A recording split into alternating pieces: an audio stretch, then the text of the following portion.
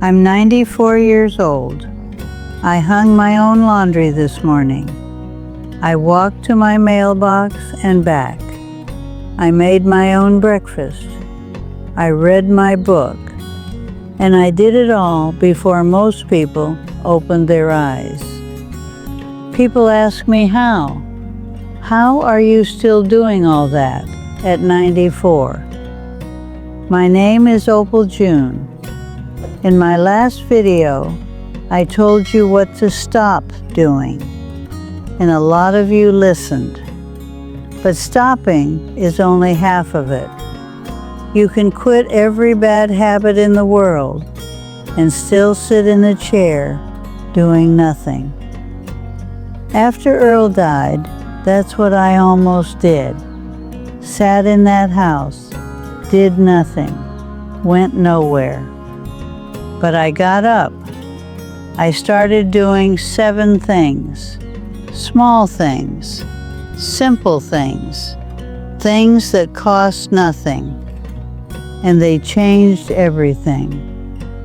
I'm going to tell you all 7. And the last one saved my life more than the other 6 put together. Number 1, I started cooking with real butter again. Now I know what you're thinking. Butter? Isn't that bad for you? That's what they told us for years. Throw out the butter. Use margarine. Use those vegetable oils in the plastic bottles. So I did, like everybody. But you know, my mother cooked with butter and lard her whole life. Lived to 98. My grandmother, same thing. Died at 91 with a strong heart and clear eyes. These women didn't know what a calorie was. They cooked with what came from the land. Real food, simple food. And now, everyone has put all these new things on the shelves. Oils with names I can't even read the back of the bottle. Everybody switched, and everybody got sicker. I switched back about 30 years ago. Real butter, olive oil, that's it. And it was a turning point. I could feel the difference. My eyes got better. My bones got stronger. Even my stomach got better. And this is one of the reasons my brain is still sharp. Now even science is telling you to switch back to natural butter. My friend Betty, God rest her, she used that fake spread for 20 years because the box said heart healthy. She believed it. Her heart gave out at 72. I put real butter on my toast every single morning. Speaking of which, number 2 is about the breakfast. I take same simple breakfast every single day. 2 eggs, a piece of toast with butter, a cup of tea.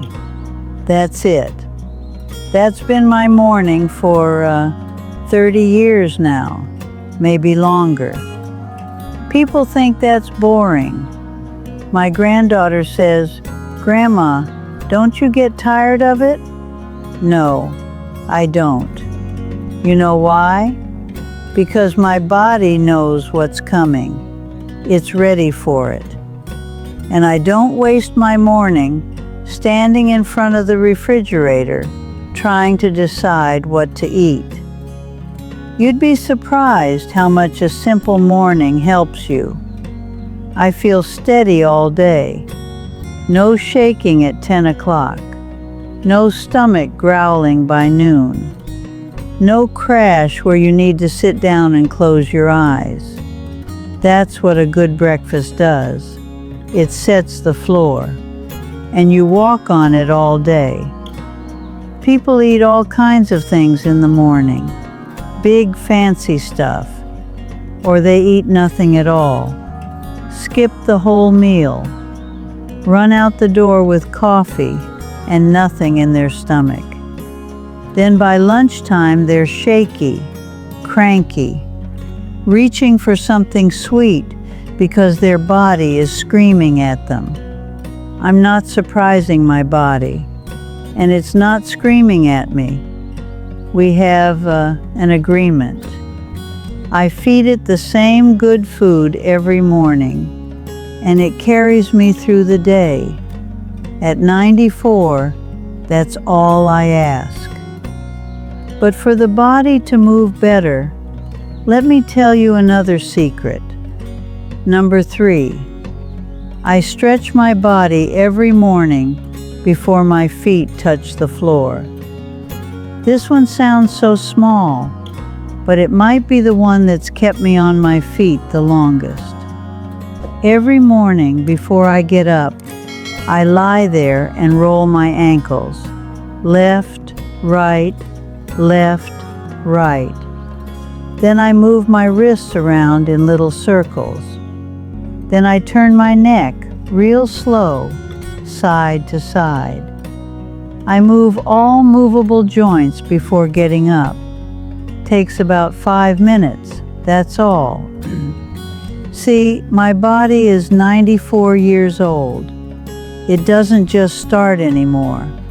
You have to warm it up, like an old car on a cold morning. You don't just turn the key and drive off. You let it run a minute. You let it get ready. That's what I'm doing. I'm letting my body get ready for the day, and I'll tell you what it did for me. I'm looser all day. My back doesn't lock up. My knees don't hurt when I stand, and I haven't fallen in years, not once. That part matters more than you think. I know 3 women from church who broke a hip this year. 3. And all of them said the same thing. They got up too fast. Got out of bed and their legs weren't ready, and down they went. One of them never came home from the hospital. 5 minutes. That's all it takes. 5 minutes of moving slow before you move fast. Here comes number 4. I move my body every single day. Now, I'm not talking about exercise. I've never been to a gym in my life. I don't count steps. I don't wear one of those watches that tells you how far you walked. I simply move. Some mornings I walk to the mailbox and back. Some mornings I go around the block if my legs feel good. Most days I'm out in the garden, pulling weeds, watering the tomatoes, bending down, standing up, bending down again. And I hang my own laundry. People don't think about that one. But reaching up, pinning those sheets on the line, that uses your arms, your shoulders, your back. It gets you outside, gets the air in your lungs. Earl used to say I had ants in my pants because I couldn't sit still. I'd tell him, "Those ants are keeping me alive, Earl." He'd laugh. I'd laugh. But I meant it. I've seen it my whole life. The ones who sit all day, they go first. My neighbor Harold retired at 65 and sat down on his couch. That was it. He didn't get back up. Not for walks, not for yard work. His wife would say, "Harold, come outside." And he'd say, maybe tomorrow." He was gone at 70. You don't have to run. You don't have to lift anything heavy. You just have to get up. Walk to the end of your street. Pull a weed. Hang a towel on the line. Give your body a reason to keep working. That's all it's asking for. Number 5 is about your sleep cycle. I go to bed early and I wake up early, every single day. I'm in bed by 9, up by 5. No alarm. My body just knows. People hear that and they look at me like I'm crazy. 9 o'clock? What about your shows? What about your evening?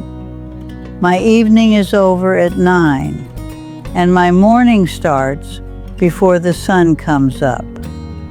And let me tell you something about early mornings.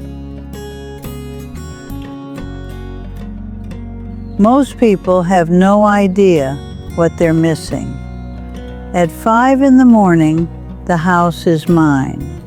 Nobody's calling, nobody's knocking. The world is still asleep. No noise. I sit on the porch. I listen to the birds figuring out their day, and I figure out mine. That's my time. The quietest, cleanest part of the day. And I am able to get it every morning because I go to bed when my body tells me to. See, your body has a rhythm, circadian rhythm. That's what they call it. It's like a clock. And when you follow it, everything works better. You sleep deeper. You wake up active. Your mood is better. Your thinking is sharper.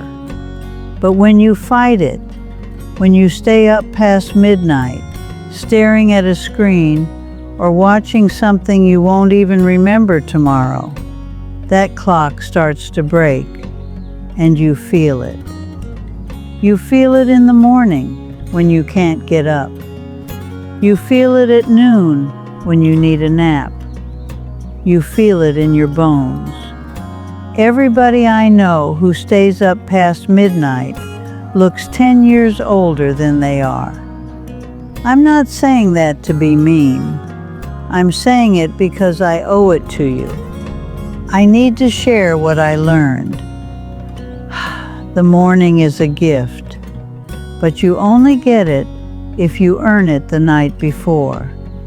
I've been earning it for 30 years now, and I haven't missed a sunrise in, I can't even remember how long. Anyway, let's move to number 6. I read 10 pages of a book every single day. Now, before you roll your eyes, hear me out. I'm not talking about sitting down for an hour. I'm not talking about big, thick books. 10 pages. That's it. Some days it takes me 20 minutes. Some days less. Some days I read my Bible. Some days I read one of those mystery stories from the library. My friend brings me one every other week. Doesn't matter what it is. But why is it important? It keeps my brain sharp. It's an exercise for the mind. And at 94, your mind is the thing you can't afford to lose. I remember names. I remember dates. I remember what I had for lunch yesterday and what my granddaughter told me on the phone last Tuesday. I remember the color of the dress I wore to Earl's funeral. I remember all of it. And I don't think that's an accident. I have seen people losing their mind in their 60s, losing their memory. That scares me more than dying. I'll be honest with you. Dying doesn't scare me much anymore, but losing my mind while my body keeps going, that scares me. So I read my 10 pages every single day, like a ritual. It's the cheapest medicine I've ever taken, and I believe it's the reason I'm still me. And number 7, this is the last one. And I saved it for last because the first 6 don't mean a thing without it. I go somewhere with other people at least once a week. People call it socializing. For me, it's church, every Sunday. But it doesn't have to be church. A lunch with a friend, a card game, a walk with your neighbor. Anything where you hear somebody else's voice and they hear yours. When we get old, we get lonely, and it eats us slowly. After Earl passed, the house just, stopped. No footsteps down the hall. No, Opal, what's for supper? Just me. Kids got busy in their life. At least they told me so. So one Sunday, I made myself go to church again. Sat in our old spot where me and Earl used to sit. Now I go every Sunday. Some days I just pick up the phone and call somebody for 10 minutes. Doesn't have to be long. You just need another voice. And somebody needs yours. Because I've watched good people, strong people, people who did everything right, fade away because nobody came by, nobody called. They had nothing to get dressed for and nowhere to be. You can do everything else right and still lose to being alone. Earl and I sat in that pew for 40 years. I still sit there, and sometimes I swear I can feel him right next to me. You show up enough times with somebody you love, and they never leave that spot, not even after they're gone. So show up somewhere for somebody, because one day you're going to need somebody to show up for you. So that's it.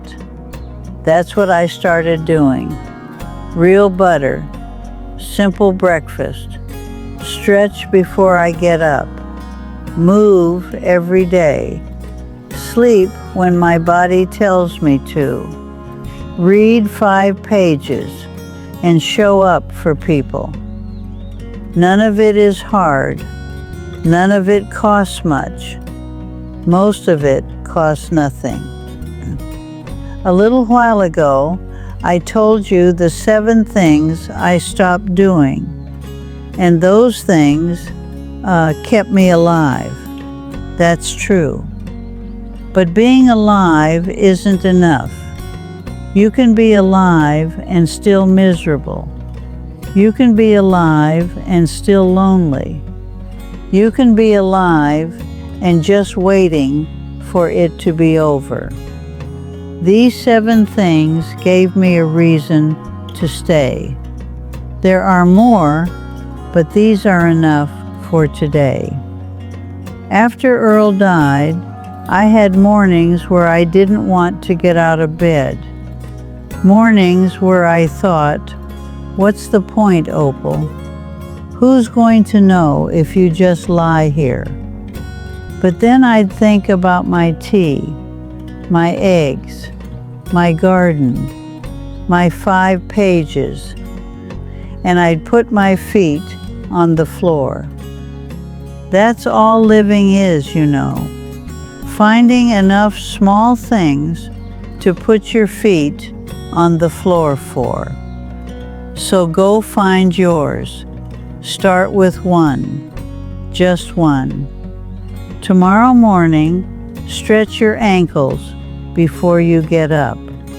That's it. And then maybe the next day, add the walk, and then the breakfast, one at a time. You don't have to fix your whole life tonight, but you do have to start. Now go on. I've kept you long enough, and I've got a garden that needs watering.